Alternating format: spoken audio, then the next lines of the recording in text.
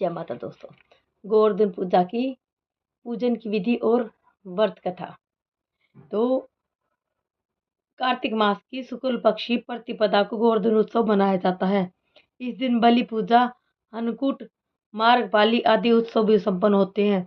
यह ब्रजवासियों का मुख्य त्योहार है। अन्नकूट या गोवर्धन पूजा भगवान कृष्ण के अवतार के बाद द्वापर युग से प्रारंभ हुई।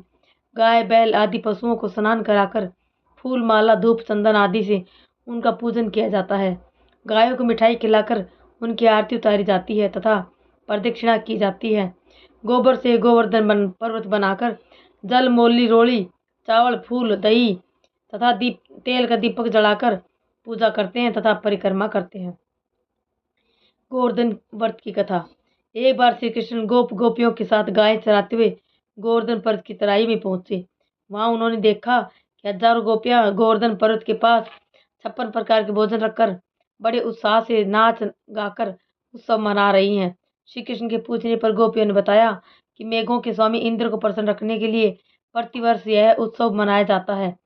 कृष्ण बोले, यदि देवता प्रत्यक्ष आकर भोग लगाएं तब तो इस उत्सव की कुछ कीमत है। गोपियां बोली, तुम्हें इंद्र की निंदा नहीं करनी चाहिए, इंद्र की कृपा से ही वर्षा होती है।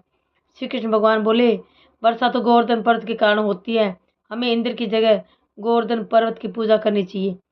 सभी गोप ग्वाले अपने अपने घरों से पकवान लाकर श्री कृष्ण की बताई विधि से गोवर्धन पर्वत की पूजा करने लगे। इंद्र को जब पता चला कि इस वर्ष मेरी पूजा न कर गोवर्धन की पूजा की जा रही है तो बहुत कुपित हुए और मेघों को आज्ञा दी कि गोकुल में जाकर इतना पानी बरसाए कि वहां पर प्रलय का दर्शन उत्पन्न हो जाए। मेघ इंद्र की आज्ञा से मूसलाधार वर्षा करने लगे।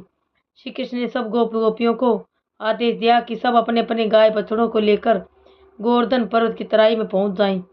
गोवर्धन ही मेघों से रक्षा करेंगे। सब गोपियां अपने अपने गाय बछड़ों बैलों को लेकर गोवर्धन पर्वत की तराई में पहुंच गए। श्री कृष्ण ने गोवर्धन पर्वत को अपनी कनिष्ठ उंगली पर धारण कर छाता सा तान दिया। सब ब्रजवासी 7 दिन तक गोवर्धन पर्वत की शरण में रहे। सुदर्शन चक्र के प्रभाव से ब्रजवासियों पर एक जल की बूंद भी नहीं पड़ी। ब्रह्मा जी ने इंद्र को बताया कि पृथ्वी पर श्री कृष्ण ने जन्म ले लिया है, उनसे बैर लेना उचित नहीं है। श्री कृष्ण अवतार की बात जानकर इंद्रदेव अपनी मूर्खता पर बहुत ही लज्जित हुए तथा भगवान श्री कृष्ण से क्षमा याचना करने लगे। श्री कृष्ण ने 7वें दिन गोवर्धन पर्वत के नीचे रखकर ब्रजवासियों से कहा कि अब तुम प्रतिवर्ष गोवर्धन पूजा कर अन्नकूट का पर्व मनाया करो। तभी से पर्व के रूप में प्रचलित हो गया। जय माता दी।